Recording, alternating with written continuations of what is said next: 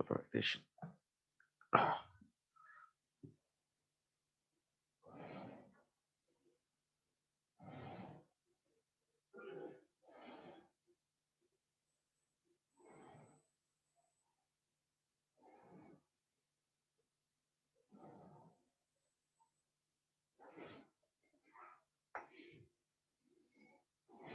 कल का लेक्चर कहाँ चला गया भाई?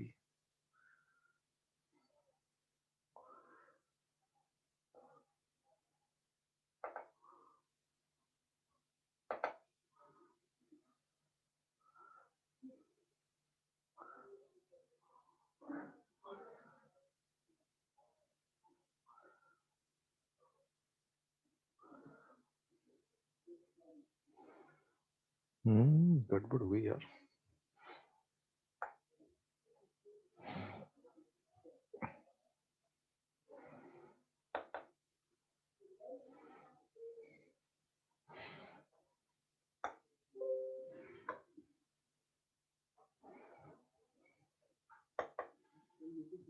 ठीक है।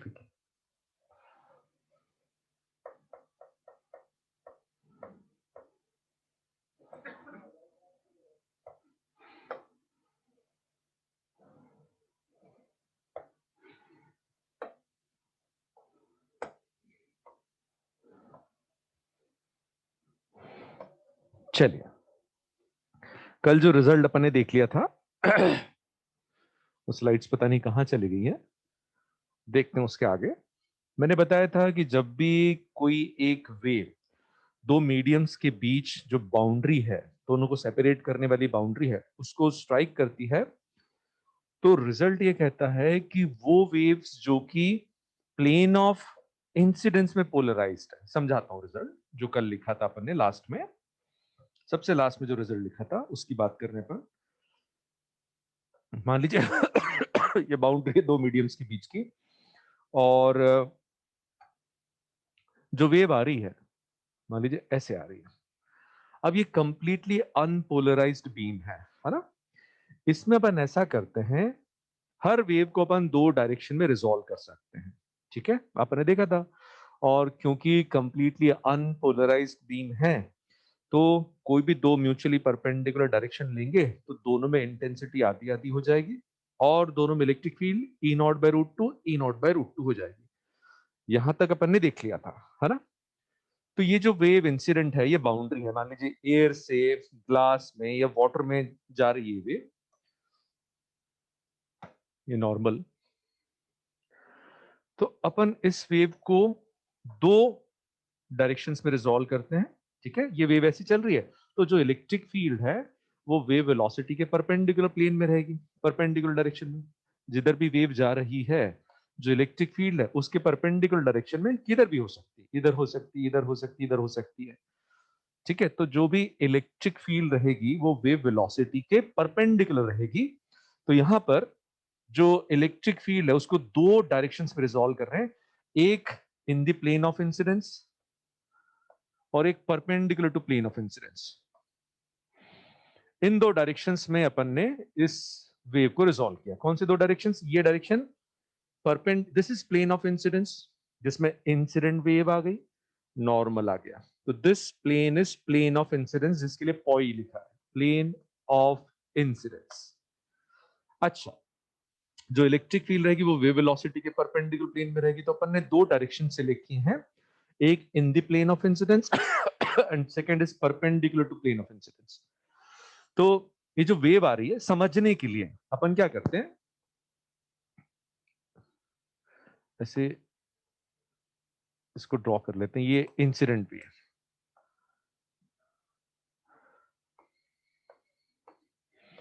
एक सिंबॉलिक डायग्राम है। ठीक है तो अपन ने इस वेव को दो डायरेक्शंस पे रिजॉल्व किया। जब ये वेव इस बाउंड्री को स्ट्राइक करेगी, रिजल्ट समझना, डेरिवेशन अपने सिलेबस में नहीं है। तो रिजल्ट ये कहता है कि वो वेव्स जो प्लेन ऑफ इंसिडेंस में पोलराइज्ड है, जिनकी इलेक्ट्रिक फील्ड इसी प्लेन ऑफ इंसिडेंस में है, ऐसी वेव्स का रिफ्लेक्शन कम होता है ना। यदि अपन देखें, एक पार्ट इसका रिफ्लेक्ट हो रहा है इसका एक पार्ट रिफ्लेक्ट हो जाएगा और एक पार्ट रिफ्रैक्ट हो जाएगा, अंदर चला जाएगा। उसको अपन ग्रीन से प्लॉट करते हैं, अंदर चला गया ये पार्ट। एक रिफ्लेक्ट हो गया। तो जो वेव्स इस प्लेन में पोलराइज्ड है, जिनकी इलेक्ट्रिक फील्ड इसी प्लेन में है, उनका रिफ्लेक्शन कम होगा। और जिनकी इलेक्ट्रिक फील्ड इस प्लेन के परपेंडिकुलर है ना, जिनका पोलराइजेशन इस प्लेन ऑफ इंसिडेंस के परपेंडिकुलर है, उनका रिफ्लेक्शन उसमें कोई खास रिजल्ट नहीं है, वो बराबर बराबर। माने क्या, जैसे ये वेव्स जो इस डायरेक्शन में पोलराइज्ड है, ये आधी आधी बढ़ जाएंगी, ये आधी आधी बढ़ जाएंगी। कलर अपन वही ब्लू यूज करते हैं। आधी वेव्स इधर आ गई जो इस प्लेन के परपेंडिकुलर डायरेक्शन में पोलराइज्ड है, और आधी इधर चली गई, उनमें कोई डिफरेंशिएशन नहीं होता। ये कौन सी वेव्स प्लॉट करी, जिनका पोलराइजेशन इस प्लेन ऑफ इंसिडेंस के परपेंडिकुलर है, इनका बराबर रिफ्लेक्शन और रिफ्रैक्शन होता है, इसमें कोई प्रॉब्लम नहीं है। जो रिजल्ट है वो इनको लेके है कि भाई इनका रिफ्लेक्शन कम होगा, मतलब ऐसी एक ही वेव रिफ्लेक्ट होगी, सम एक सिंबॉलिक डायग्राम, और तीन इधर आ जाएंगे।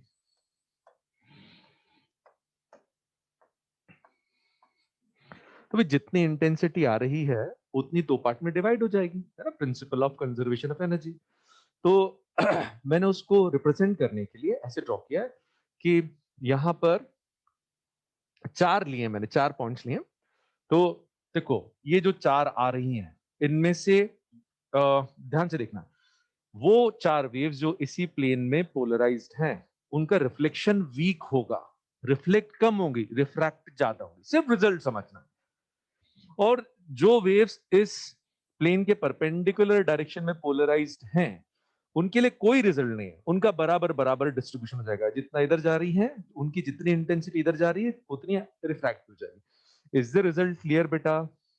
डेरिवेशन नहीं, अंडरस्टैंडिंग ऑफ रिजल्ट, है ना। और इसका सेकेंड पार्ट बहुत ही इंपॉर्टेंट है। जब ये एंगल, अभी तो देखो ध्यान से, यदि ये वाली कंडीशन देखें तो ये भी पार्शियली पोलराइज्ड है, क्योंकि देखो ये कंप्लीटली अनपोलराइज्ड है, जितनी इस डायरेक्शन में उतनी इस डायरेक्शन में, चार इधर चार इधर। इसमें इस डायरेक्शन में जो पोलराइज्ड वेव्स हैं वो डोमिनेट कर रही है, this is partially polarized.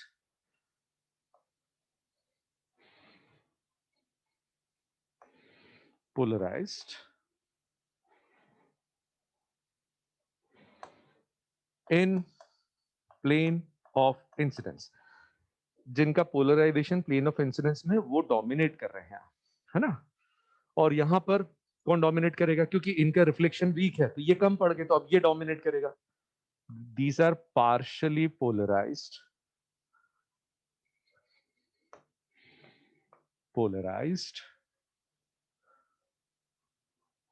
perpendicular to plane of incidence। ये रिजल्ट है जो अपन ने कल लिखा।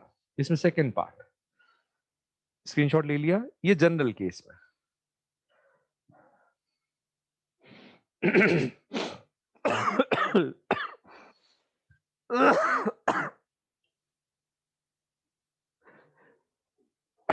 सेकेंड पार्ट रिजल्ट का, कि यदि ये angle of incidence Brewster angle के बराबर है, ध्यान से देखना बेटा इसको, सेकेंड पार्ट रिजल्ट का, इंसिडेंट वेव का जो एंगल है, नॉर्मल अपन ऐसे ड्रॉ कर लेते हैं। नॉर्मल कैसे ड्रॉ किया था अपन ने, ब्लू में, ये नॉर्मल, और इंसिडेंट वेव इस एंगल पे स्ट्राइक करी कि रिफ्लेक्टेड वेव और refracted wave, they are mutually perpendicular. इस एंगल को कहते हैं ब्रूस्टर एंगल या एंगल ऑफ पोलराइजेशन। जिस एंगल ऑफ इंसिडेंस के लिए ऐसा होता है कि रिफ्लेक्टेड और refracted they are mutually perpendicular, तो इस एंगल को कहते हैं, ये जो है थीटा बी, इसके दो नाम है। This angle of incidence is called Brewster angle,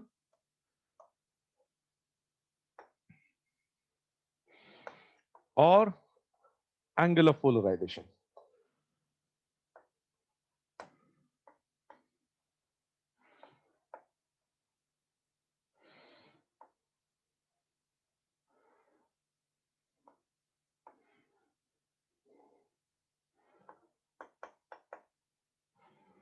angle of polarisation,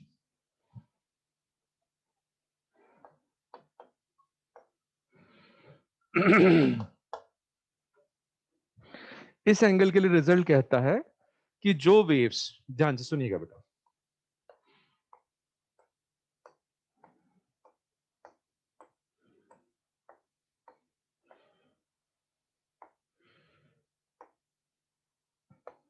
पहले इनको देख लेते हैं। जो प्लेन ऑफ इंसिडेंस के परपेंडिकुलर डायरेक्शन में, इनके साथ कोई भेदभाव नहीं होता है, ये बराबर बराबर चलेंगे, इनमें कोई खास ऐसा वेरिएशन नहीं आता है, इनके लिए कोई रिजल्ट नहीं है। दो इधर चले गए, दो इधर चले गए,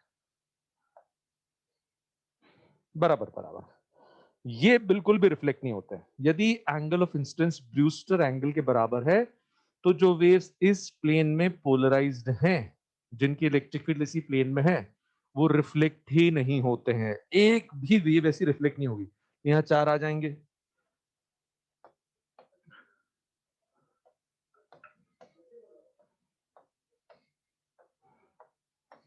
ये रिजल्ट है।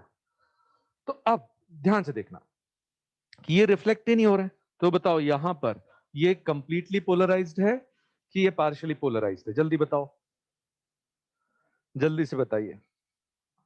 Completely polarized. Now this is completely polarized. Reflected light is completely polarized. Perpendicular to POI. And this is it completely polarized, partially polarized or randomly polarized? बताओ, ये unpolarized है क्या? ये unpolarized है? जल्दी बताइए बेटा। नो, ये कंप्लीटली अनपोलराइज नहीं है, क्योंकि इनका नंबर ज्यादा है, इधर वाली वेव्स का नंबर ज्यादा है, इसकी इंटेंसिटी ज्यादा है, तो दिस इज पार्शियली पोलराइज्ड।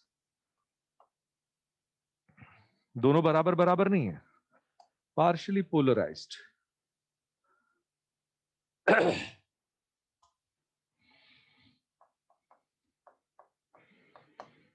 ये बहुत इंपॉर्टेंट दो रिजल्ट्स हो गए, ठीक है? क्योंकि ये डोमिनेट कर रहे हैं ना बेटा, नहीं नहीं, ये चार है और ये वाले दो ही हैं, दो इधर चले गए। ये तो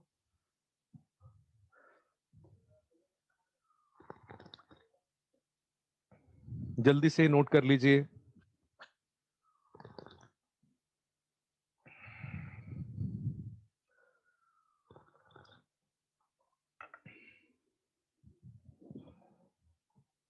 ठीक है बेटा, आगे बढ़े, चल, है ना? और ये एंगल, ये अपन ने ऑप्टिक्स में देखा हुआ है। इस एंगल से अपन म्यू निकाल सकते हैं, म्यू से ये एंगल निकाल सकते हैं। जैसे मान लीजिए एयर है, इधर एयर है, तो ध्यान से देखना बेटा।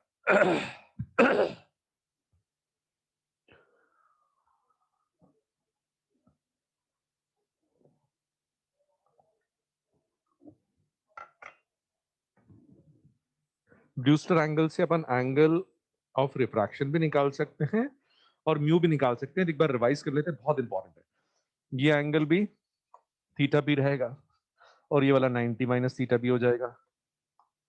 आराम से देखो, है ना? क्योंकि ये एंगल 90 है, ये थीटा भी, तो बचा हुआ 90 माइनस थीटा भी। तो आप देखिए, 1 sine theta B, mu 1 sine theta 1 is equal to mu 2 sine theta 2, mu 2 sine R या म्यू साइन आर, तो ये sine of 90 minus theta B, Snell's law. Mu 1 sine theta 1 is mu 2 sine theta 2।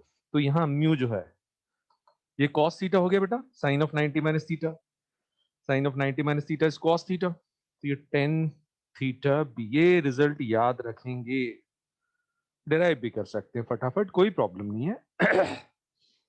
आगे बढ़े बेटा। This is because of refraction, this polarization is occurring because of reflection. एक और है अपने सिलेबस में, एनसीईआरटी में, वैसे तो बहुत सारे तरीके हैं। यस विशाल टी, गला खराब हो रहा है थोड़ा, ठीक है? इज दिस ओके बेटा? नेक्स्ट है, लास्ट है, पोलराइजेशन बाय स्कैटरिंग।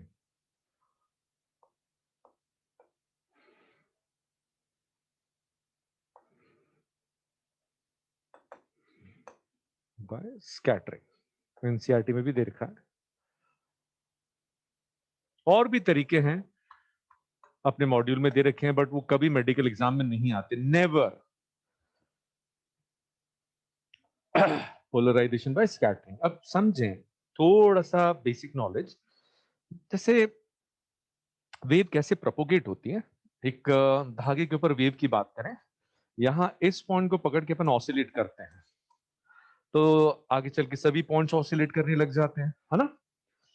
तो मैं ये कहता हूं कि ये जो पॉइंट है धागे का, ये भी ऑसिलेट करेगा, और ये पॉइंट आगे के लिए सोर्स जैसा बिहेव करेगा। हाइगन्स वेव थ्योरी में भी अपन ये देखेंगे कि कोई भी पॉइंट जो है मीडियम का, जिस तक वेव पहुंचती है, वो आगे की वेव के लिए सोर्स हो जाता है। मैं इसको विजुअलाइज कराता हूं कि ये जो पॉइंट है धागे का, यही आगे के लिए सोर्स का काम करता है। यदि आपने इसको पकड़ के ब्लॉक कर दिया, इसको आपने अपनी दोनों उंगलियों के बीच में दबा के रोक के रख दिया, तो बताओ आगे वेव जाएगी क्या? बताओ आगे वेव जाएगी क्या? तो आगे वेव जाने के लिए इसका चलना जरूरी है, मतलब आगे के लिए यही सेकेंडरी सोर्स हो गया ना बेटा। Yes, every point is source for the further progress of wave. ठीक है, तो ऐसे इलेक्ट्रोमैग्नेटिक वेव के भी लिए होता है। होता क्या है कि भाई कोई चार्ज पार्टिकल ऑसिलेट करता है, मान लीजिए चार्ज पार्टिकल ऐसे ऑसिलेट कर रहा है, तो ये oscillating charge particle electromagnetic wave generate करता है, और जो इसके ऑसिलेशन की फ्रीक्वेंसी है, उसी फ्रीक्वेंसी वाली वेव जनरेट करेगा, ये हम जानते हैं। बट एक पॉइंट ध्यान रखना, ये जो वेव जनरेट करेगा चारों तरफ चलेगी। जैसे मैं बोल रहा हूं तो चारों तरफ वेव फैल रही है।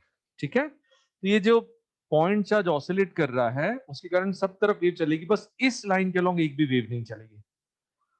जिस लाइन के अलॉन्ग वो ऑसिलेट करता है, उस लाइन के अलॉन्ग वेव नहीं चल सकती।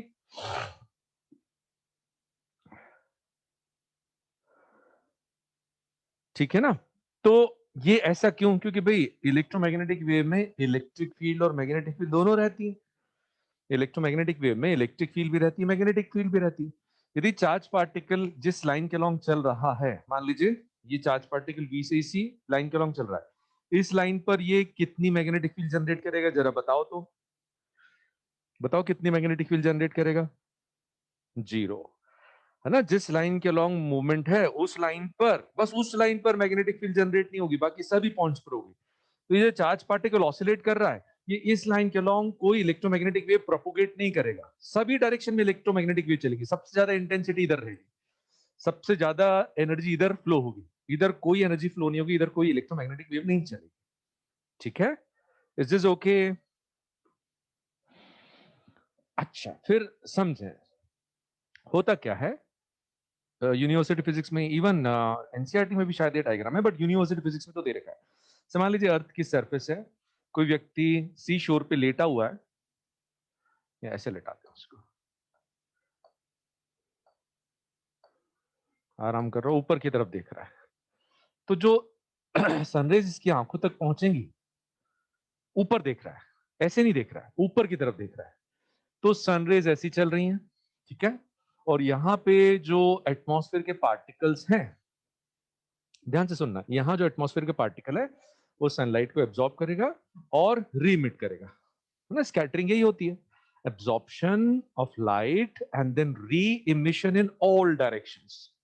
This is scattering. ऐसे लाइट आगे बढ़ती है ना, ये आगे के लिए सोर्स जैसा बिहेव करता है।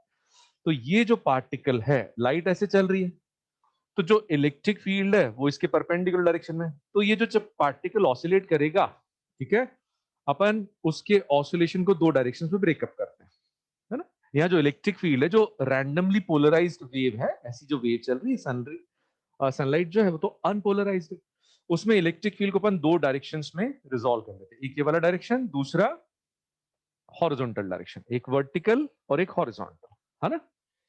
एक एक स्टेप समझो। तो अब ये जो पार्टिकल है, ये इस इलेक्ट्रिक फील्ड के कारण ऐसे ऑसिलेट करेगा, और इस इलेक्ट्रिक फील्ड के कारण ऐसे ऑसिलेट करेगा। ओके, और इसी के कारण इसकी आंखों तक ऐसे वेव चली, क्योंकि ये ऊपर देख रहा है। इधर उधर देखेगा तो अलग बात है, इधर देखेगा तो ये वाला पार्टिकल इसके लिए सोर्स जैसा बिहेव करेगा। ऊपर की तरफ देखेगा तो ऊपर वाले पार्टिकल से जो वेव स्कैटर होके आएगी, वही इसकी आंखों तक पहुंचेगी। तो इस ऑसिलेशन के कारण बताओ, इसकी आंखों तक कोई इलेक्ट्रोमैग्नेटिक वेव पहुंचेगी क्या? बताओ, जल्दी बताओ। ये वाला ऑसिलेशन कोई इलेक्ट्रोमैग्नेटिक वेव इसकी आंखों तक भेजेगा क्या? यस और नो? नो। तो इसको हटा देते हैं। सिर्फ इसके कारण जो वेव जनरेट हो रही वो इस तक पहुंचेगी, और जो वेव पहुंचेगी वो ऐसी वाली पहुंचेगी,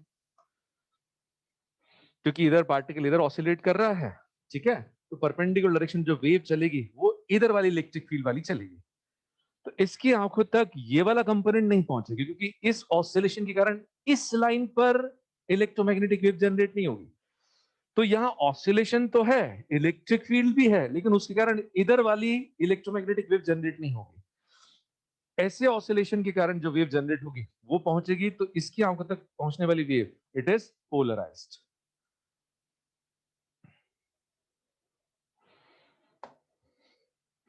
this is case of polarization by scattering. बस इतना ही है, एनसीईआरटी में भी इतना ही दे रखा है। ठीक है, ये समझ में आई बात? ये अर्थ की सरफेस ऑफ अर्थ, ठीक है, ये सन है, ये बीच पे लेटा हुआ है, ऊपर की तरफ देख रहा है, तो ये वाली स्कैटर्ड लाइट इसकी आंखों तक पहुंचेगी। आगे बढ़े बेटा, is this okay? This completes polarization. Theory ज्यादा, न्यूमेरिकल पार्ट कल एक देखा था बस, वो एंगल वाला, कितनी इंटेंसिटी आगे निकलेगी, है ना? This completes the topic of polarization. ठीक है, अब अपन आ जाते हैं रेडियो एक्टिविटी पे। आपने दो टॉपिक्स बताए थे सर, ये छूटे हुए हैं, दोनों में करा देता हूं। Radio activity,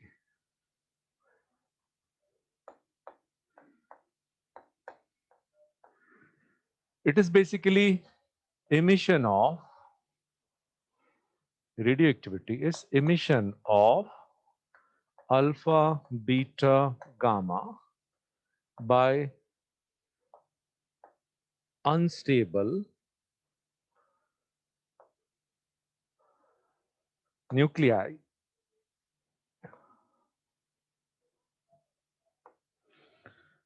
to gain stability.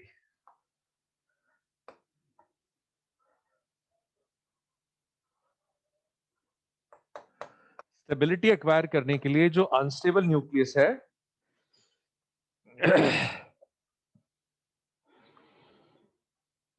Sir ने एक्सरे की थ्योरी पढ़ाई थी पर उसके क्वेश्चंस नहीं करवाए थे, तो आप एक दो क्वेश्चंस बता दीजिए बेटा, इंपॉर्टेंट है उसकी क्वेश्चंस। अपन ऐसा करते हैं नैनी, उसके क्वेश्चंस वो लेंगे जो आप डाउट्स में भेजोगे, है ना? वो ज्यादा अच्छा रहेगा। मान लो कोई क्वेश्चंस आपसे बन ही रहे हैं और मैं करा दूंगा तो कोई फायदा ही नहीं है। तो अपन एक दिन डिसाइड कर लेते हैं, आप बोलेंगे तो परसों का दिन डिसाइड कर लेते हैं, एक्सरे डिस्कस कर लेते हैं। ठीक है, is is okay? Okay okay, जो जो आप बोलेंगे अपन डिस्कशन कर लेंगे, नॉट एन इशू बेटा, मैं आपको सब कराऊंगा, मेरी जिम्मेदारी है, आप चिंता मत करो। आप बताते चलो, ऑथेंटिक है तो मैं कराते चलूंगा, ठीक है? तो emission of alpha beta gamma by unstable nuclei to gain stability, ठीक है, इसको कहते हैं रेडियो एक्टिविटी। और हमको ये इमिशंस पढ़ना है अभी, है ना? देख ले, इसके पहले कुछ छूटा तो नहीं इसमें पोलराइजेशन में? लेट मी सी।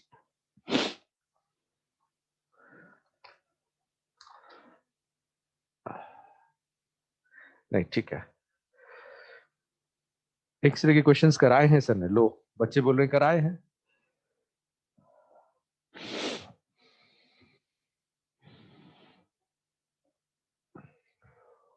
चलो देखते हैं। लॉ ऑफ रेडियो एक्टिविटी, आपने केमिस्ट्री में फर्स्ट ऑर्डर रिएक्शंस पढ़ी है ना, वैसे ही है लॉ ऑफ रेडियो एक्टिविटी।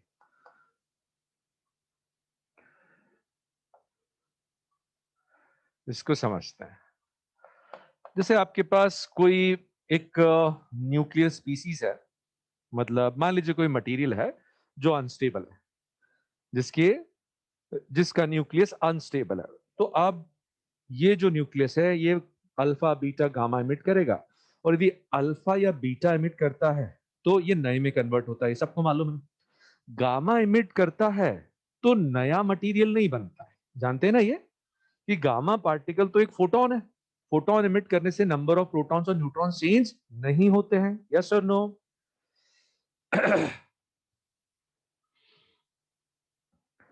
ठीक है, तो नया पार्टिकल कब बनता? अल्फा या बीटा से। ठीक है, अल्फा एमिशन या बीटा एमिशन से एक नया पार्टिकल बनेगा, नया मटेरियल बन जाएगा, नया न्यूक्लियस बन जाएगा, उसको कहते हैं डॉटर, उसको कहते हैं डॉटर। और कई बार डॉटर भी अनस्टेबल रहती है, तो वो भी कुछ एमिट करके नेक्स्ट में कन्वर्ट होती है ना। तो यहाँ पर अपने को पता करना है कि कोई भी एक अनस्टेबल स्पीसीज आपके पास है। मान लीजिए आपके पास यहाँ बहुत सारे एटम्स हैं अनस्टेबल स्पीसीज के, ठीक है, और हमको पता क्या करना है, सभी मान लीजिए इनका नंबर है 10⁻10, इतना एटम्स है, ठीक है। तो मेन हमारा पर्पस है ये पता करना है कि भैया कुछ समय बाद, मान लीजिए आफ्टर 2 डेज टाइम, कि कितने बच्चे रह गए, ये अपने को पता करना है। तो सबसे इंपॉर्टेंट कैलकुलेशन ये है कि कितने डीके हो गए। जो मान लीजिए स्पीसीज का नाम है ए, और सपोज ये अल्फा एमिट करके बी में कन्वर्ट होती है, तो मान लीजिए 2 दिन में 100 अल्फा पार्टिकल्स एमिट हुए हैं, इसका मतलब 100 ए जो है वो बी में कन्वर्ट हो गए। तो ए मर गए, उसको कहते हैं A has decayed and it is converted to B.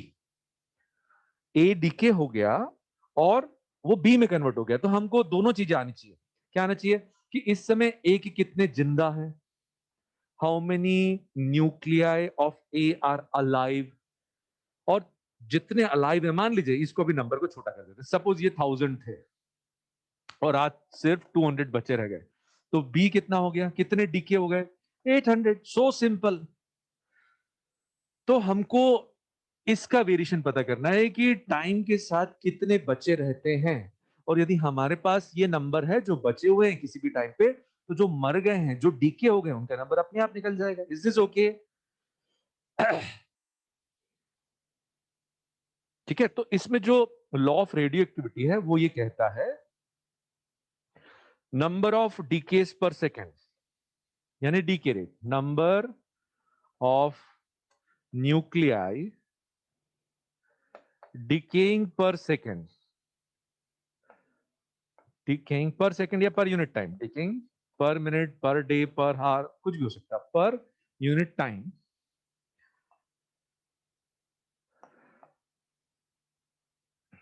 is proportional to number of live nuclei। इसको समझेंगे, ये बेसिक लॉ है कि कितने न्यूक्लियस पर सेकेंड डीके होंगे, ये कौन डिसाइड करेगा, कितने ज्यादा जिंदा हैं, है ना। यही लॉ ह्यूमंस के लिए भी वैलिड है। भाई कितने लोग पर डे डीके हो रहे हैं, ठीक है, जितना बड़ा सैंपल लेंगे उतनी ज्यादा डेथ्स पर डे मिलेंगे।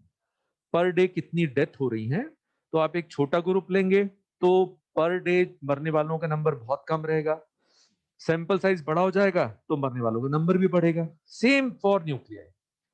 तो यहां पर ये जो डीके रेट है, पहले समझें क्या होती है। Decay rate is number of nuclei converting to other species per unit time. और ये जो डीके रेट है उसको डीएन बाई डी नहीं लिखते। जैसे मान लीजिए ये जो नंबर है, लाइव न्यूक्लियाई का नंबर एन है, किसी टाइम पर शुरुआत में एन नॉट, शुरुआत में एन नॉट थे, पर समय के साथ साथ ये मरते चले जाएंगे, कन्वर्ट होते चले जाएंगे, तो ये नंबर कम होता चले जाएगा। तो किसी टाइम टी पर शुरुआत में इतने थे और अब टाइम टी पर ये जो नंबर है, सपोज ये एन है, तो कितने पर सेकेंड डीके हो रहे हैं, that is dN by D t, नहीं minus dN by D t. DN by D t जैसे अपन लिखेंगे, समझे, डीएन बाई डी टी किसी टाइम पे, इस टाइम पे डीएन बाई डी टी है 100, तो DN by D T minus 100 लिखा जाएगा। बताओ क्यों? यदि कोई क्वांटिटी कम होती है तो उसकी रेट ऑफ चेंज पॉजिटिव के नेगेटिव, जल्दी बताइए बेटा। कोई क्वांटिटी रिड्यूस हो रही है तो उसकी रेट ऑफ चेंज नेगेटिव आएगी। तो यहां पे मान लीजिए 100 न्यूक्लियाई पर सेकेंड डीके हो रहे हैं, 100 पर सेकेंड डीके हो रहे हैं, तो DN by D T minus 100 लिखा जाएगा। आराम से इसको, जल्दीबाजी नहीं, इसको एब्जॉर्ब कर लो, सोख लो। DN by D T minus 100 है, जबकि डीके रेट क्या है, 100, डीके रेट इज 100। तो डीएन बाई डी टी खुद नेगेटिव है, तो जो डीके रेट है, नंबर ऑफ न्यूक्लियाई डीकेइंग पर सेकंड, वो माइनस 100 नहीं बोलेंगे, वो तो हमेशा ऐसा बताएंगे। आपसे पूछें कि कितने न्यूक्लियाई पर सेकेंड डीके हो रहे हैं तो आप -100 थोड़ी बोलेंगे, आप बोलेंगे 100। हाँ, आपसे पूछे कि वो नंबर किस रेट से चेंज हो रहा है, उनका नंबर किस रेट से चेंज हो रहा है, तो -100 लिखेंगे। लेकिन डीके रेट क्या आएगी? पॉजिटिव। तो जो डीके रेट है, ठीक है, number of nuclei decaying per unit time is -dn/dt, वो +100 आना चाहिए। This is proportional to live number of nuclei at any time. ये बेसिक फर्स्ट ऑर्डर रिएक्शन का लॉ है, पढ़ा है ना ये केमिस्ट्री में।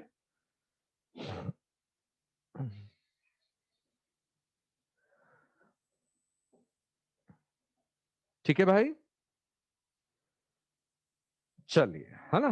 तो ये जो है इसको अपन कन्वर्ट कर लेते हैं। ये जो -dn/dt है, मैथमेटिकल इसका analysis, -dn/dt, this is decay rate is proportional to number of nuclei, live nuclei। और इसको रिप्लेस कर देते हैं, माइनस साइन भी उधर ले जाते हैं, और फिर प्रोपोर्शनैलिटी को इक्वालिटी से रिप्लेस कर देते हैं। यहां कांस्टेंट ऑफ प्रोपोर्शनैलिटी लगा देते हैं। ये जो है this is decay constant, decay constant which is different for, which depends on species।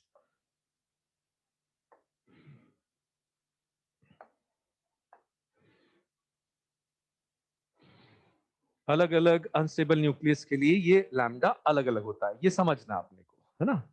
इसकी यूनिट होती है या पर सेकेंड या पर minute, per day, per year, कुछ भी। आप देखो यूनिट देखेंगे तो इसकी, यहाँ यूनिट वाइज देखेंगे तो this is number, this is number, ये दोनों कैंसिल हो जाएंगे। तो लैम्डा और टाइम इनवर्स हो गए यूनिट वाइज। तो लैम्डा इज पर सेकेंड और पर डे, पर मिनट, ये उसकी यूनिट है। ठीक है,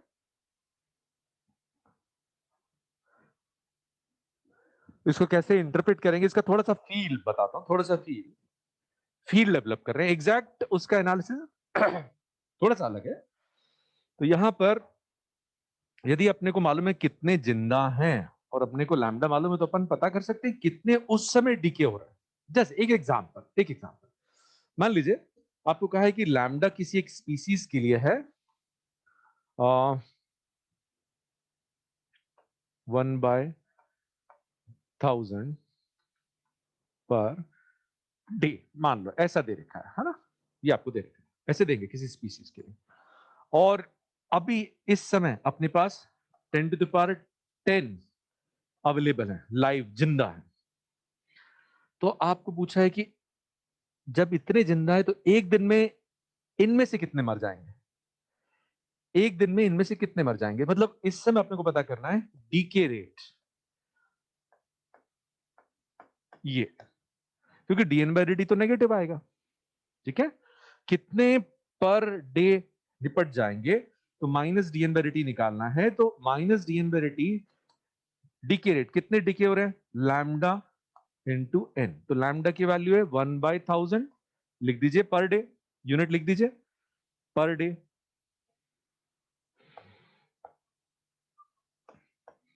ठीक है, ये पर डे नीचे लिख देते हैं, पर डे ये नीचे।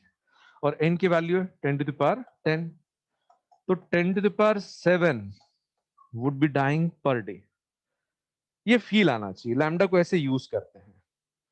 और लैम्डा की वैल्यू जितनी ज्यादा है उतनी ज्यादा डीके होंगे, लैम्डा की वैल्यू जितनी ज्यादा है इसमें से उतने ज्यादा पर यूनिट टाइम डीके होंगे। तो डीके कांस्टेंट है, जो हाईली अनस्टेबल है उसके लिए ज्यादा होती है लैम्डा की वैल्यू, वो बहुत जल्दी जल्दी डीके होते हैं, है ना। जैसे मान लीजिए एक जगह है, इसको हटाऊं मैं, इसका फील्ड डेवलप कराते हैं। लैम्डा को कैसे इंटरप्रेट कर सकते हैं, it is fraction decaying per unit time, fraction of life decaying per unit time। इसको अच्छे से धीरे धीरे समझें, पर यूनिट टाइम। फील, जैसे लैम्डा की वैल्यू है 1/2 पर डे,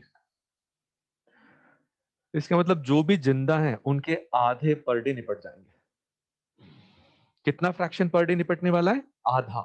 क्योंकि देखो, यदि इस समय 100 जिंदा हैं तो जो मरने वाले हैं वो कैसे आएंगे? लैम्डा इंटू एन, है ना, लैम्डा इंटू एन। और फिर इतने पर डे निपट गए, मतलब 50 पर डे निपट गए। तो this lambda is basically fraction of total, fraction of the total nuclei which decay per unit time. मान लो ये 1/10 है, एक बार और मान लीजिए ये 1/10 पर ईयर है,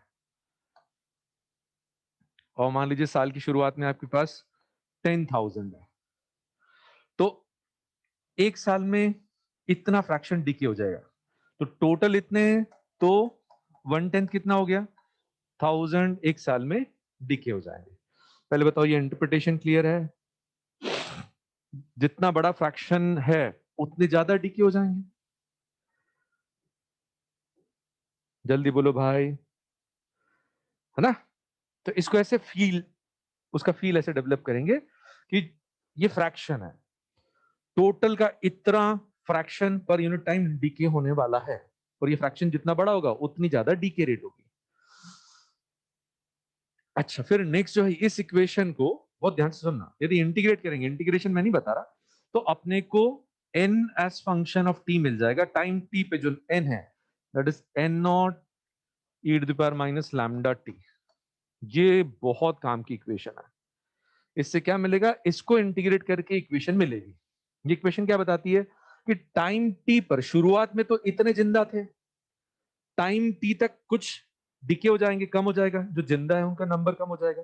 तो this gives you number of live nuclei जो अभी भी डीके नहीं हुए हैं। This gives you number of live nuclei at time t। ठीक है, इसको ऐसे लिख सकते हैं, नीचे ले जाके लिखना है तो नीचे ले जाके लिखो। This is very very important, बहुत काम की, 3 इक्वेशंस बहुत काम की, बताऊंगा मैं आपको। तो इसका डेरिवेशन आप, आपके लिए होमवर्क, ठीक है? तो एक बार फिर समझें, इसका ग्राफ भी समझना है। से मान लीजिए शुरुआत में जो लाइव नंबर है दैट इज n0, और आपको पता करना टाइम t पर कितने जिंदा रह गए। सारे थोड़ी जिंदा रहेंगे बिकॉज दे आर डिकेइंग। तो इस समय जो लाइव है that is given by initial e to the power minus lambda t। इतने जिंदा हैं, ये लाइव है। हमेशा इसी के साथ काम करेंगे क्योंकि ये प्योर एक्सपोनेंशियल फंक्शन है। जो जिंदा नंबर है उसी को यूज करके जो मर गए हैं वो भी पता करेंगे। कभी कभी क्वेश्चन में पूछते हैं, बताओ भाई अभी तक कितने डीके हो गए हैं।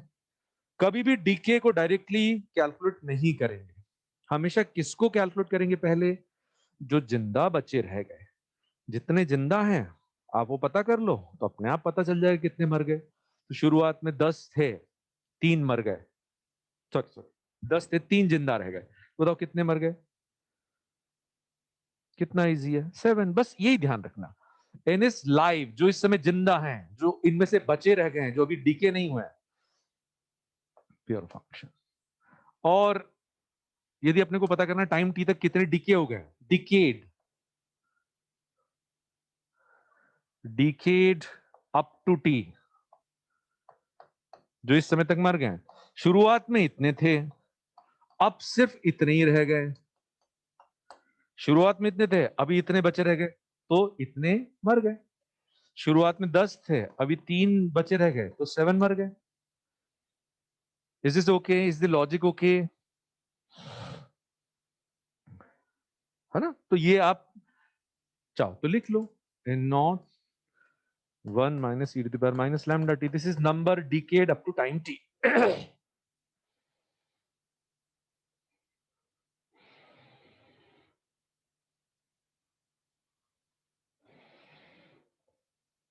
ठीक है, अच्छा, और फिर ये ग्राफ ध्यान से देखिए बेटा। जैसे शुरुआत में जो जिंदा थे, number live versus time T, तो शुरुआत में एन नॉट थे, धीरे धीरे करके सब मर जाएंगे।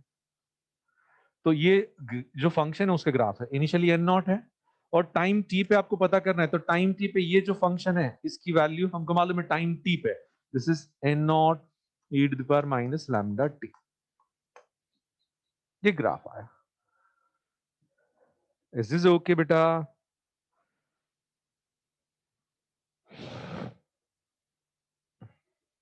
ठीक है। अच्छा, फिर एक दो टर्म्स और बताता हूं, बहुत ध्यान से सुनेंगे, फिर अपन न्यूमेरिकल्स पे आएंगे। सबसे पहले है मीन लाइफ। मीन लाइफ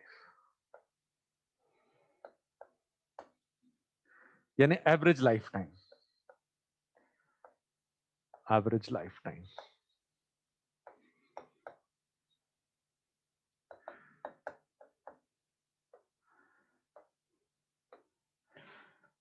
ठीक है। एक बार है ना डीके कांस्टेंट का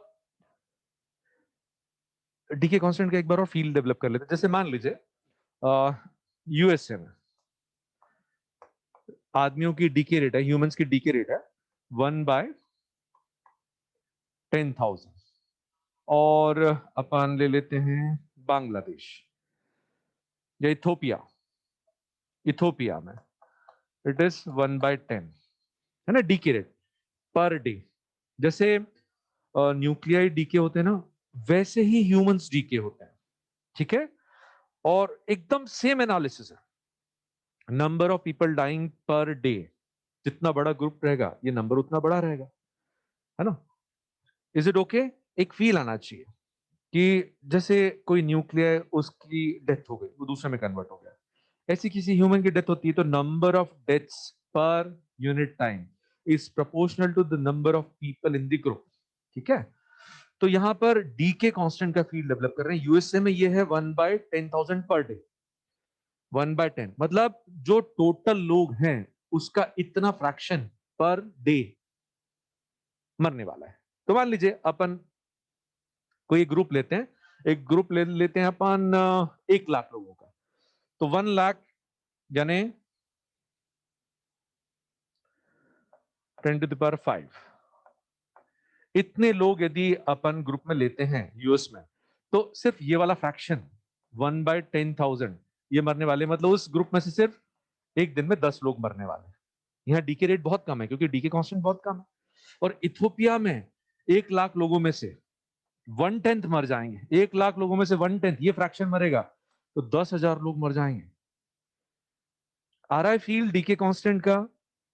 it is fraction decaying per unit time, है ना। अच्छा, तो उसको उसका फील्ड डेवलप करने के लिए जैसे मान लीजिए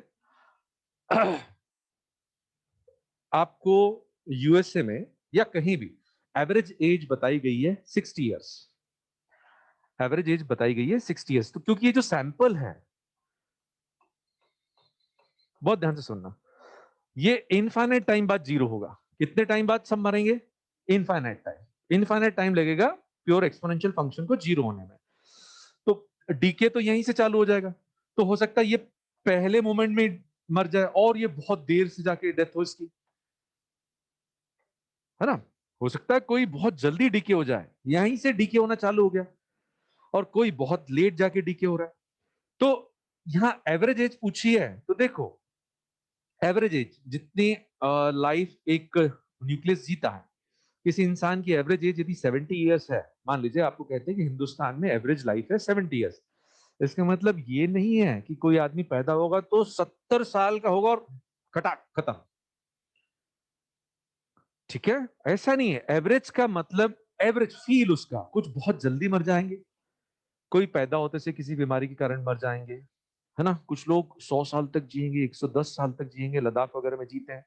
तो एवरेज एज का जैसा फील है ना आपको इंसान की एवरेज एज का फील, वैसे यहां पे न्यूक्लियस की average life time, average life, mean life. ठीक है। उसका कैलकुलेशन परफॉर्म नहीं करेंगे लेकिन फील दे रहा हूं, कोई न्यूक्लियस बहुत जल्दी डीके हो जाएगा, कोई बहुत देर से डीके होगा।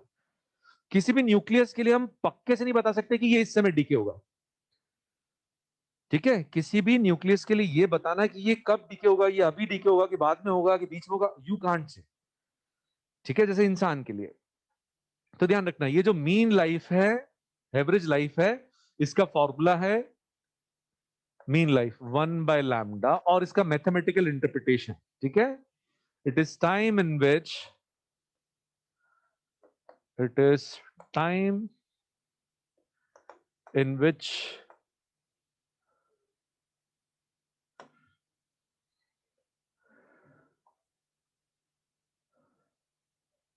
number of live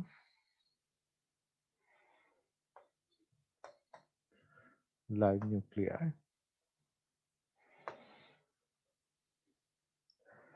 is 1/e of initial। समझा रहा हूं इसको, बहुत इंपॉर्टेंट है ये। जैसे प्योर एक्सपोनेंशियल फंक्शन में, सुनेंगे अभी ध्यान से, प्योर एक्सपोनेंशियल फंक्शन में किसी भी गिवन टाइम में factor of change is same. किसी भी प्योर एक्सपोनेंशियल फंक्शन में factor of change is same मतलब क्या? जैसे ये जो नंबर ऑफ लाइव न्यूक्लिया है टाइम t तक जो जिंदा है, that number is given by this pure function. तो इसमें यदि वो कहते हैं कि मान लो 10 दिन में ये नंबर 1/3 हो जाता है, तो फैक्टर ऑफ चेंज इज 1/3। तो फिर नेक्स्ट 10 दिन में भी जो इनिशियल है उसका 1/3 रह जाएगा। नेक्स्ट 10 डेज में फिर इनिशियल का 1/3 रह जाएगा। याद आया ये अपन ने पहले भी पढ़ा है, प्योर एक्सपोनेंशियल फंक्शन, है ना? ठीक है, तो इसमें क्या ध्यान रखना है कि जैसे मान लीजिए शुरुआत हुई n0 न्यूक्लियाई से, तो मीन लाइफ एक तो उसका फील आ गया, एवरेज लाइफ न्यूक्लियस की, एवरेज लाइफ। कोई जल्दी मरेगा उससे, कोई बाद में मरेगा, ये एवरेज लाइफ टाइम। जैसे इंसान की एवरेज लाइफ 70 साल है, तो ऐसा नहीं है कि 70 साल की एज में खटाक खत्म सब मर गए। कोई उससे ज्यादा जिएगा, कोई कम जिएगा, कोई 70 साल तक जिएगा, ऐसा। तो दूसरा इंटरप्रिटेशन, एक मीन लाइफ वो टाइम है जिसमें ये जो जिंदा है that becomes 1/e times initial. Factor of change कितना आता है इसमें? 1/e। ये वो टाइम है जिसमें जिंदा लोगों का नंबर, जिंदा न्यूक्लिया का नंबर 1/e के फैक्टर से चेंज हो जाता है। तो दो मीन लाइफ के बाद बताओ, एक मीन लाइफ के बाद e का पावर 1, फिर एक बार और यहां दो मीन लाइफ हो गए। This is after 1 mean life e का power 1, after 2 mean life e का पावर 2। ये अपन ने पढ़ा है और एक बार फिर बता रहा हूं मैं इसको, नेक्स्ट स्लाइड पे एक बार और अच्छे से लिखूंगा।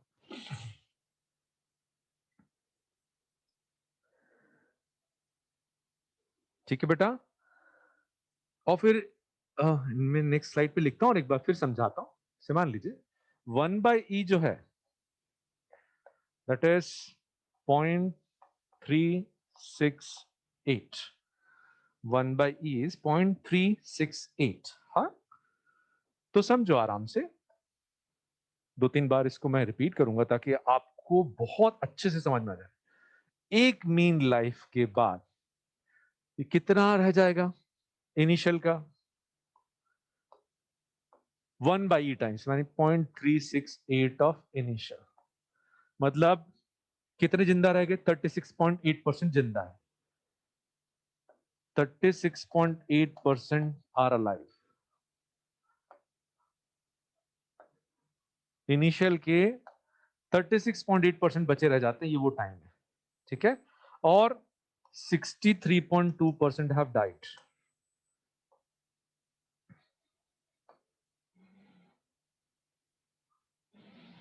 तो आप ऐसे भी डिफाइन कर सकते हैं, मीन लाइफ वो टाइम है जिसमें इनिशियल के सिर्फ 36.8% ही जिंदा रहते हैं, या जो इनिशियल थे उनके 63.2% डीके हो जाते हैं।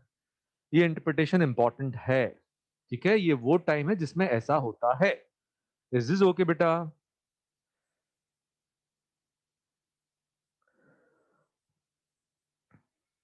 ठीक है, स्क्रीनशॉट ले लिया इसका। फिर इसी को एक बार और, इसको नहीं, पिछले वाले पॉइंट को एक बार फिर बताता हूं कि जैसे, बहुत ध्यान से सुनना, यहां पर n0, ये 1 TM, 2 TM, और मान लीजिए आगे चल के डॉट डॉट डॉट लगा देते हैं। अरे यार,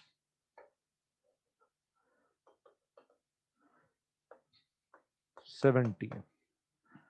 तो 1 TM है तो n0 divided by e to the power 1 आएगा, इधर n0 divided by e to the power 2 आ जाएगा, यहाँ n0 divided by e to the power 7 है ना।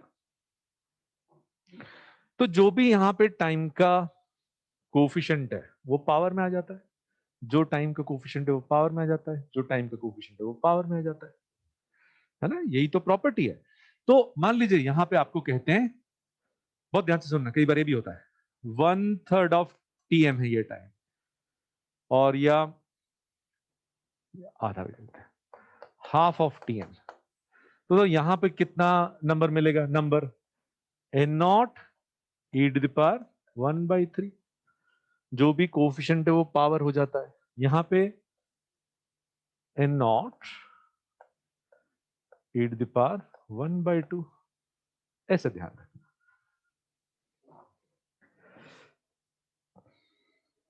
ठीक है बच्चा पार्टी। न्यूमेरिकल में इसकी एप्लीकेशन बताऊंगा, अभी आप नोट तो करते चलो, अच्छे से समझते भी चलो।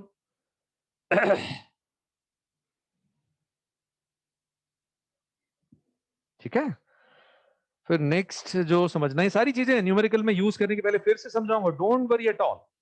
फिर सेकंड जो अपने को एक्सप्रेशन समझना, दैट इज हाफ लाइफ।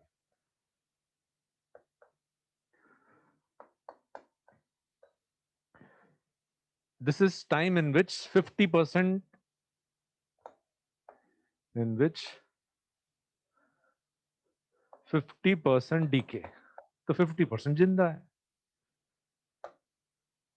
ना। जो भी है इतने टाइम बाद आधे रह जाएंगे, जो भी है, और इसको कहते हैं हाफ लाइफ। इसका फॉर्मूला है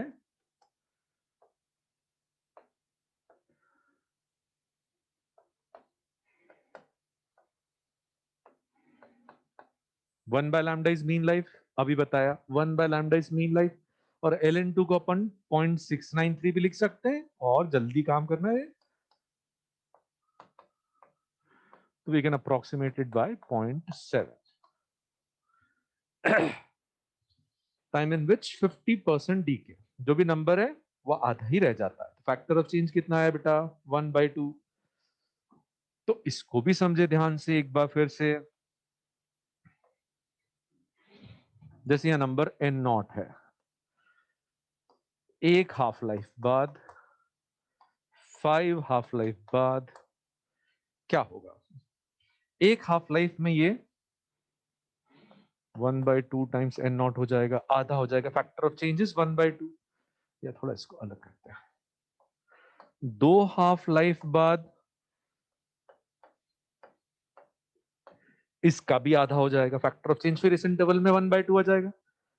तो जो हाफ लाइफ का कोफिशिएंट है वो 2 का पावर है, जो यहाँ 2th है तो यहाँ 2 स्क्वायर है, तो यहां मान लीजिए 7th है, तो यहाँ initial divide by 2 to the power 7, ये भी बताया।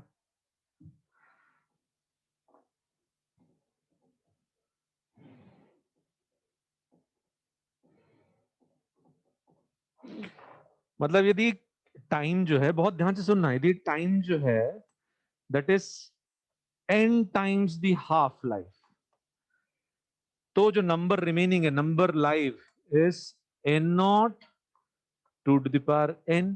वही देखो यहां पे ये जो टाइम है ये 1th है तो 2 का पावर 1 आ गया, ये टाइम है 2th तो 2 का पावर 2 आ गया। जो भी th के साथ आता है वो पावर में चले जाता है, जो भी th के साथ आता है वो पावर में चले जाता है। तो बताओ यहां पर आफ्टर 1/7 ऑफ th ये नंबर कितना रहेगा, दिस नंबर वुड बी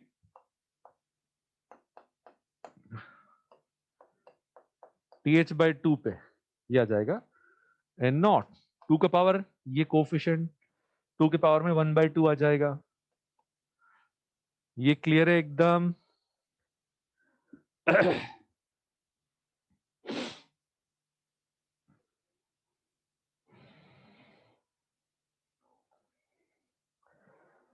अब अपन उस स्टेज पे आ गए कि कुछ न्यूमेरिकल्स चालू कर सकते हैं, ठीक है ना। ओके, एक दो एक्सप्रेशन डिराइव करता हूं ताकि न्यूमेरिकल्स का बढ़िया बेस तैयार हो जाए। हमेशा एक बात ध्यान रखना है, गुरु मंत्र है। क्वेश्चन में आपको यदि दे रखा है कि इतने मर गए, इतने परसेंट डीके हो गए, तो उसको कन्वर्ट करेंगे जो जिंदा है। मान लीजिए वो कहते हैं 20% अब तक डीके हो गए, तो कुछ कैलकुलेट करना है। तो 20% डीके हो गए तो पहले आप उसको कन्वर्ट करेंगे कि 80% जिंदा है, और फिर आगे कैलकुलेशन परफॉर्म करेंगे। और कभी आपको नंबर डिकेड पूछा है, वो पूछेंगे बताओ 2 साल में कितने डीके हो गए, तो आप पहले पता करेंगे 2 साल में कितने जिंदा है। तो ये गुरु मंत्र है, हमेशा किसको बेस बना के काम करेंगे? Number which is live, which is जिंदा, है ना। तो ये जो बोल रहा हूं इसको मैं समझाऊंगा ये कितना इंपॉर्टेंट है। इसी को समझाता हूं, या नहीं, एक दो केसेस लेता हूं, फिर इसको वापस समझा के क्वेश्चंस में यूज करना बताता हूं, है ना। तो पहला जो स्टैंडर्ड कैलकुलेशन है, प्रोबेबिलिटी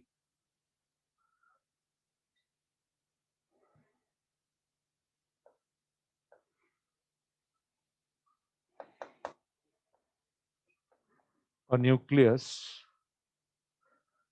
लिविंग अप टू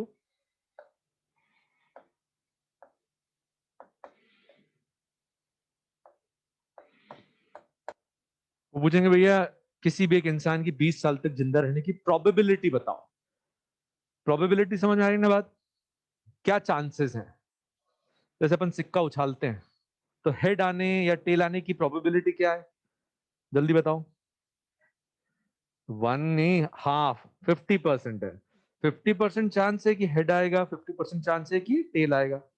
तो जैसे कोई आदमी के लिए अपन नहीं बता सकते आज कोई पैदा हुआ है, तो वी कांट से कि ये 20 साल में मर जाएगा। ऐसा कोई नहीं है, कोई ऐसा ज्ञानी अब बचा नहीं रह गया हिंदुस्तान में, वो ग्रंथ ही लुप्त हो गया जिससे कि एज बताई जाती थी। तो ये बहुत इंपॉर्टेंट है कि हम सिर्फ क्या बता सकते हैं? प्रोबेबिलिटी। वो कैसे बताते हैं? सुनो बेटा, प्रोबेबिलिटी कैसे बताते हैं। किसी भी न्यूक्लियस के 10 दिन तक जिंदा रहने की प्रोबेबिलिटी, या उसके 10 दिन के अंदर अंदर मर जाने की प्रोबेबिलिटी। बहुत ध्यान से सुनो, उसका एक बेस, पहले अंडरस्टैंडिंग का बेस।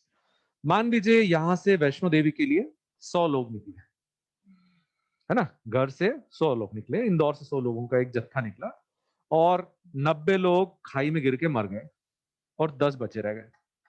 बस गड्ढे में गिर गई, देव डाइड, ये लाई। ठीक है। अभी घर वालों को नहीं मालूम है, राम नाम का एक बंदा है, इसमें राम नाम का एक बंदा है, वो जिंदा है कि मर गया नहीं मालूम। अभी उनको नहीं, डेटा नहीं मालूम कि कौन मरे हैं कौन जिंदा है, लेकिन ये मालूम है डेड बॉडीज 90 है, 10 आर अलाइव। तो ये बताओ कि राम के जिंदा रहने की, उसके जिंदा रहने की प्रोबेबिलिटी ज्यादा है कि मरने की प्रोबेबिलिटी ज्यादा है? दिमाग लगाओ। मरने की, क्योंकि मरने वाले लोगों का नंबर बड़ा है ना। हमें जब एग्जैक्ट इंफॉर्मेशन नहीं, मैं बोल रहा हूं एग्जैक्ट, तो जब पता चलेगा कौन मर गए तभी बता सकते हैं। अभी हम उसकी चांसेस, उसकी प्रोबेबिलिटी, तो मरने की प्रोबेबिलिटी ज्यादा है। और कितनी है मरने की प्रोबेबिलिटी? तो जो 90% प्रोबेबिलिटी उसकी मरने की, क्योंकि 90% लोग मर गए, मरने की प्रोबेबिलिटी कितनी है? 90%। तो probability of dying is number died divided by total. यदि परसेंटेज में निकालना है तो इंटू 100 करेंगे। डेथ की प्रोबेबिलिटी उसकी कितनी है? जो डेड लोगों का नंबर है, that divided by original number. इतना फ्रैक्शन मर गया तो उसके मरने की फ्रैक्शनल प्रोबेबिलिटी 0.9, और परसेंटेज कितनी है? 90। इज दिस ओके और नॉट? और probability of being alive, probability of living is, जो जिंदा रह गए, इसको 100 से मल्टीप्लाई कर देंगे तो अपने को परसेंटेज प्रोबेबिलिटी पता चल जाएगी उस व्यक्ति की जिंदा रहने की। ठीक है। तो एक बार फिर से देखें इसको न्यूक्लियस के रिस्पेक्ट में से, time t is equal to 0 पे एन नॉट थे, और टाइम t पर कितने जिंदा बचे हैं? ये वो नंबर है जो जिंदा है, 10। तो जो जिंदा रहने की probability, probability of living up to time t, जो एक न्यूक्लियस यहाँ है वो इस टाइम तक जिंदा रहते, इस ग्रुप में होने की प्रोबेबिलिटी कितनी है? जो जिंदा है that divided by original number, ये फ्रैक्शनल प्रोबेबिलिटी, इसको 100 से मल्टीप्लाई करेंगे तो परसेंटेज आ जाएगी। अभी बताया भाई जो जिंदा रह गए 10 ही जिंदा रह गए, तो 10 को ओरिजिनल नंबर से डिवाइड कर दो। ऐसे प्रोबेबिलिटी ऑफ डाइंग, तो यहां तक कितने मर गए, इतने जिंदा हैं, तो नंबर डाइड या decayed is N naught minus this. तो probability of this nucleus dying before time T तक मर जाने की प्रोबेबिलिटी उसकी है जो ग्रुप मर गया है that divided by original group.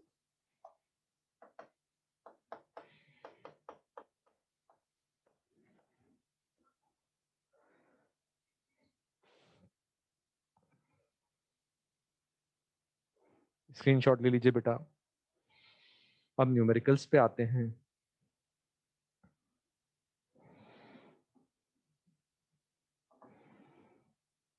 अब आपको न्यूमेरिकल्स में मजा आएगा। पहले मैं कुछ न्यूमेरिकल सॉल्व करके बताता हूं, फिर आपको दूंगा करने के लिए।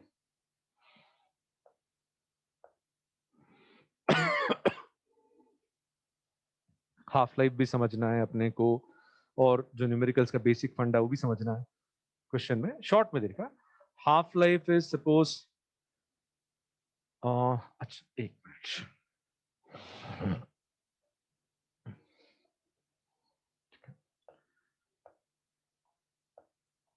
हाफ लाइफ है सपोज 10 डेज, किसी एक स्पीसीज के लिए हाफ लाइफ है 10 डेज, और वो कहते हैं फाइंड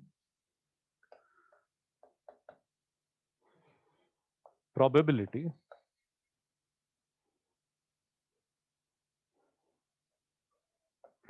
of a nucleus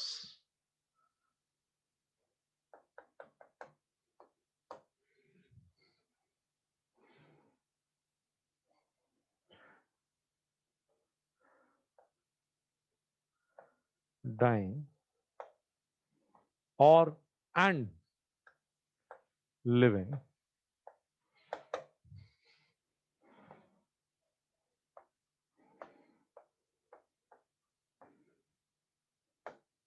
आराम से देखो,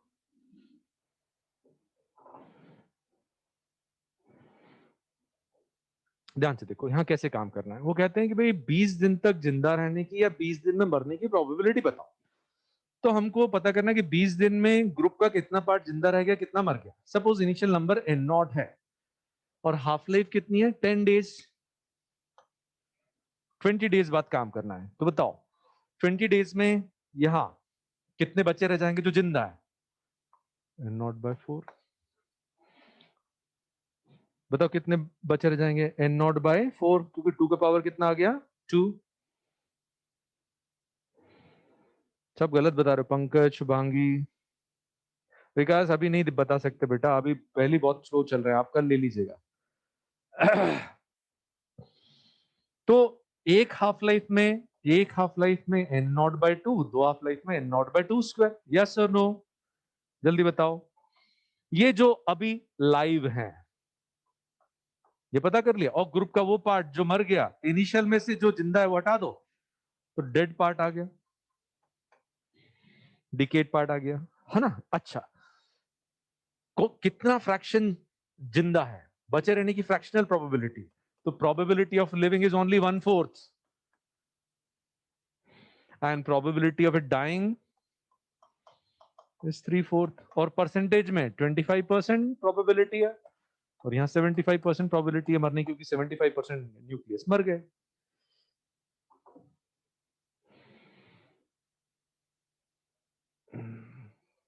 पिछली वाली का ना बस एक का लेना है, जल्दी से ले लो बेटा, जल्दी जल्दी विकास।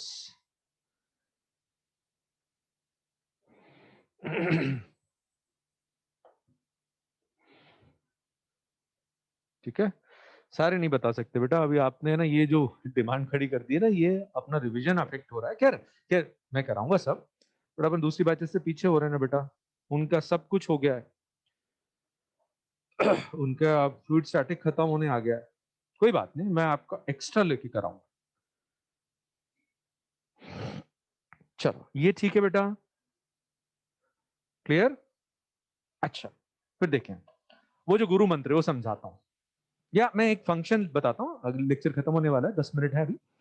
एक फंक्शन जैसे बहुत बहुत इंपॉर्टेंट है ये, n एट टाइम t लिखने के दो तरीके हैं, तीन तरीके हैं। एक तो n naught e to the power minus lambda t, यदि d के कांस्टेंट दे रखा है तो, ठीक है। अच्छा दूसरा तरीका इसी को लिखने का,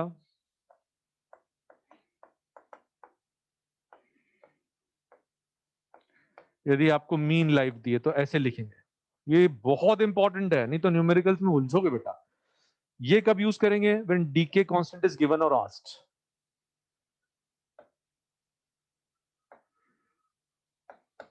ये कब यूज करेंगे, जब मीन लाइफ गिवन और आस्क्ड, और N naught at time T.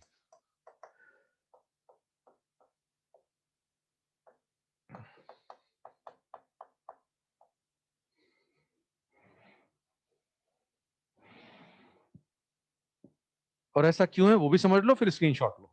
चलो एक बार कोई एक समझ लो, मान लो यहां पर एन नॉट है, 1/2 लाइफ के बाद N naught to to the power 1,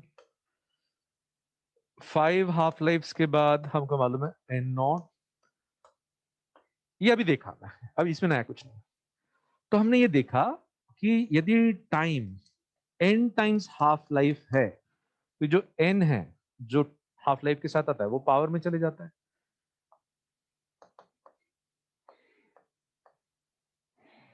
N power में चले जाता है, यस और नो, एक एक पॉइंट बताओ बेटा, है ना। और एन यदि टाइम के टर्म्स में लिखना है, एन यदि टाइम के टर्म्स में लिखना है तो एन की जगह क्या आ जाएगा,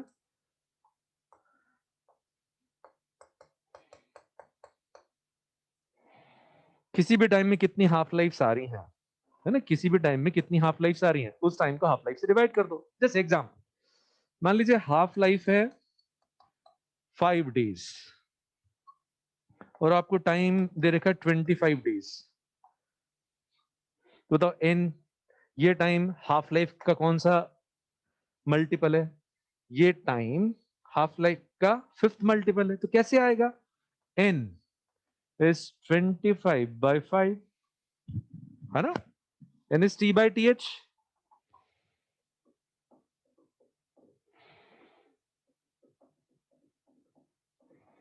तो ये बहुत बहुत इंपॉर्टेंट है, ये आप स्क्रीनशॉट ले लीजिए बेटा, न्यूमेरिकल्स इनसे ही बनेंगे।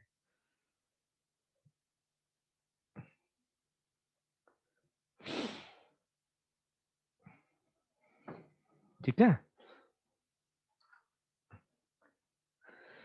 अब देखें गुरु मंत्र समझते हैं, ये फंक्शंस कैसे यूज करना है ये भी समझेंगे, भी फंक्शन तो आपने लिख लिया, अब यूज कैसे करना है ये समझते हैं।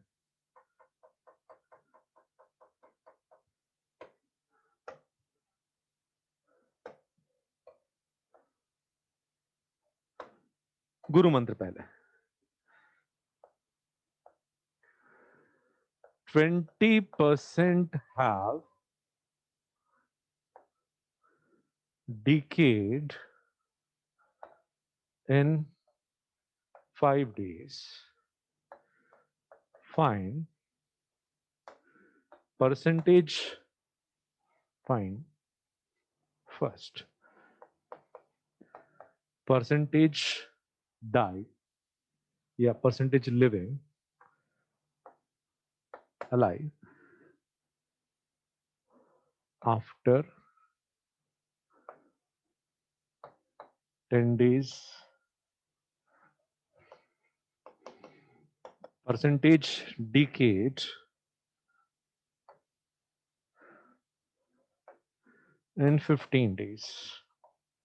आराम से सुनना बेटा, बहुत इंपॉर्टेंट पॉइंट कवर कर रहा हूं मैं, कि कभी भी आपको यदि डेटा दे रखा है मरने वालों का, ये पूछा है मरने वालों को, मरने वालों के साथ काम नहीं करेंगे, कॉमन सेंस वाली बात है। जो लोग मर गए उनके साथ काम करना चाहिए, उनके साथ रहना चाहिए, कि जो जिंदा है उनका ध्यान रखना चाहिए। आप बताओ मुझे, है? इधर भी वही कॉमन सेंस काम करेगा बेटा, लिविंग के साथ काम करना आपने को, ठीक है खुशी, भूतनाथ। तो देखो कैसे कन्वर्ट करोगे आप, ऐसा है ना, एक लाइन डायग्राम ड्रॉ करो और आप लिखो भाई यहां पर शुरू में एन नॉट माने तो 5 डेज बाद वो कहते हैं 20% डीके हो गए, तो कितने बचे हैं वो लिखो, बहुत बहुत इंपॉर्टेंट है। तो 20% डीके हो गए तो आप लिखो भैया 80% जिंदा है, हमेशा इन्हीं के साथ काम करना है। आपने डेटा को कन्वर्ट किया, भले से उन्होंने मरने वालों का परसेंटेज दे रखा है। पहली बात। अब जो कैलकुलेट करना है उसमें भी देखिए आफ्टर 10 डेज, बहुत ध्यान से सुनना, यहां पे फैक्टर ऑफ चेंज कितना आ गया बेटा, 0.8। ये प्योर फंक्शन है, मरने वालों का जो फंक्शन है वो प्योर फंक्शन नहीं है, तो उसमें फैक्टर ऑफ चेंज सेम नहीं रहता है। तो यहां पर 0.8 का फैक्टर आया, जिंदा लोगों का नंबर 0.8 से चेंज हुआ, तो यहां भी कितने से चेंज हो जाएगा, 0.8 से। 0.8 से मल्टीप्लाई किया तो 0.64 एंड नॉट, ये बचे हुए का नंबर आ गया क्योंकि प्योर एक्सपोनेंशियल फंक्शन है। अब आप पूछते कि यहां तक कितने मर गए लिविंग आफ्टर 10 डेज, तो 64% जिंदा है, 64% जिंदा है। और मर गए कितने, 36%। कितना इजी हो गया।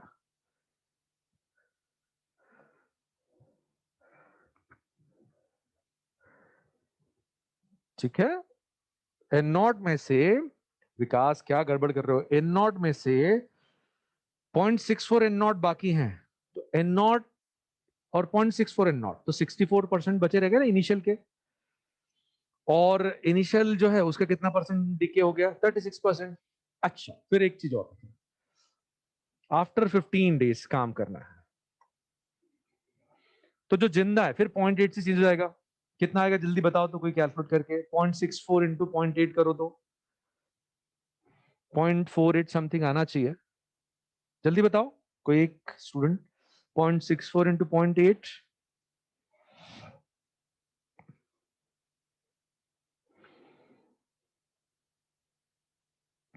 मैं ही कर लेता हूँ भाई। 0.512, नहीं नहीं भाई, देखो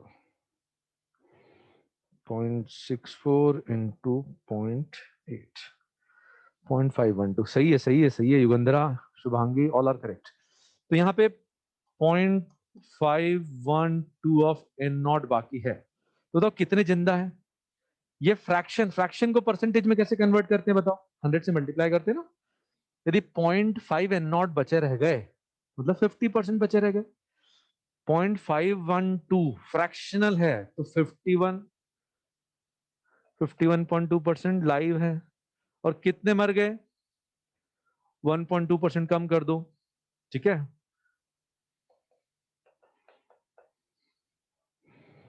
सबको समझ में आया बेटा। नेक्स्ट क्लास में एक बार फिर इसको रिपीट करूंगा, आप ही बताओ समझ में आया कि नहीं।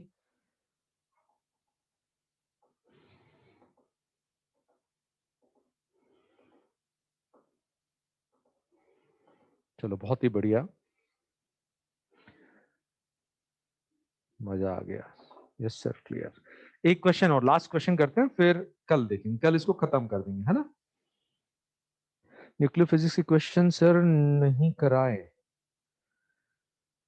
अरे ठीक है ना भाई, देखो सर ने पढ़ा तो दिया है, अब अपने को क्या करना है, मैं जबरन में क्वेश्चन कराऊं, वो क्वेश्चन सर ने कराए हुए हैं और आपसे बन रहे हैं, तो आपका टाइम वेस्ट होगा, क्योंकि आप थोड़ा सा अपने को टाइम का ध्यान रखना है।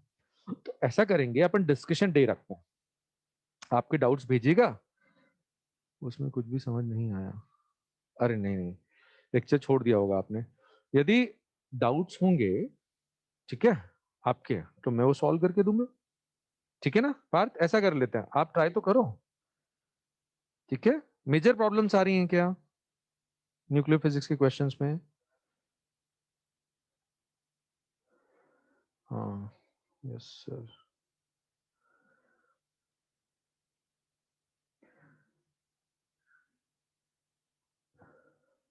एक्स रे वाला पार्ट भी मैं बता दूंगा, उसके न्यूमेरिकल से बहुत पीसफुली बन जाएंगे, ज्यादा न्यूमेरिकल थ्योरी है ही नहीं। ओके ओके अभ्युदय, ठीक है, अपन देख लेते हैं ना। मैं देखो मैं करा ही रहा हूं ना, ये जो छूटा हुआ है सब करा दूंगा, आप चिंता मत करो। ठीक है, अपन कर लेंगे सब। क्या टाइम बाकी है? 4 मिनट। एक लास्ट क्वेश्चन और देख लेते हैं। फंक्शंस अच्छे से पढ़ लेना, कल फंक्शंस के ऊपर बेस्ड क्वेश्चंस करेंगे अपन। ठीक है, एक क्वेश्चन यहां ले रहा हूं मैं।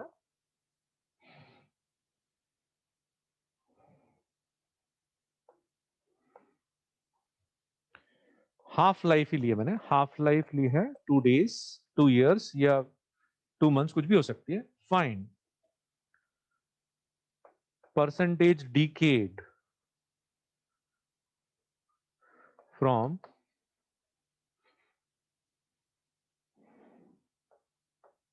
4 to 6 days, चौथे दिन से छठे दिन तक।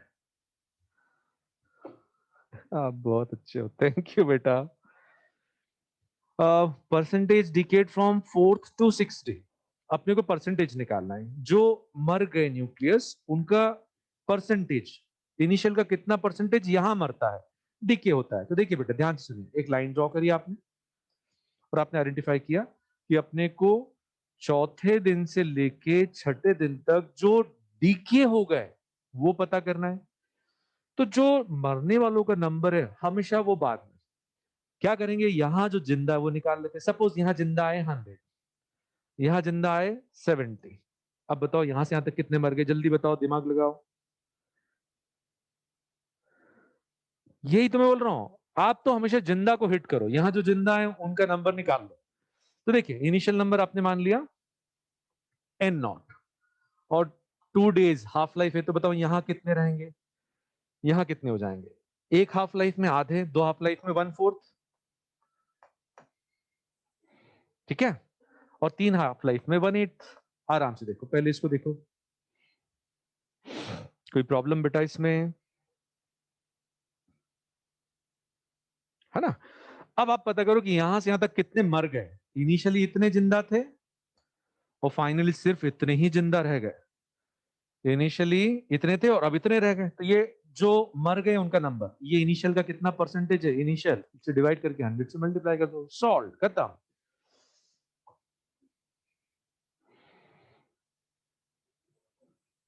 नहीं बेटा N0/80 आएगा ना विकास, 12.5%, है ना, 12.5%। बस ऐसे क्वेश्चन सॉल्व करेंगे हमेशा। किसको बेस कैलकुलेशन बनाएंगे, जो जिंदा है, भले से मरने वालों का नंबर निकालना है। ठीक है बेटा, चलो खुश रहो। कल अपन इसको कंटिन्यू करेंगे, कल कोशिश करेंगे कल ये पूरा फिनिश हो जाए, कार्बन डेटिंग वगैरह सब। सबको एडवांस में हैप्पी न्यू ईयर। नया साल सबके लिए बहुत अच्छा रहे, खूब पॉजिटिविटी से काम करें। ठीक है, नए साल में आपको थोड़ा मोटिवेट भी करेंगे। ठीक है, न्यू डिकेड सर, बिल्कुल सही है बेटा। खुश रहो बेटा, सब लोग खूब खुश रहो।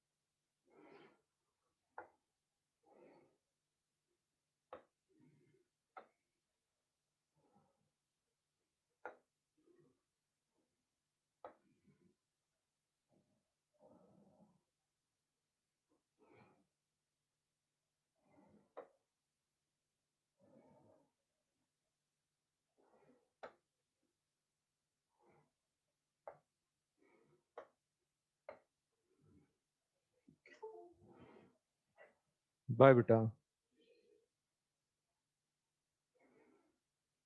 मेरा रेजोल्यूशन, चलो कल बताऊंगा मैं।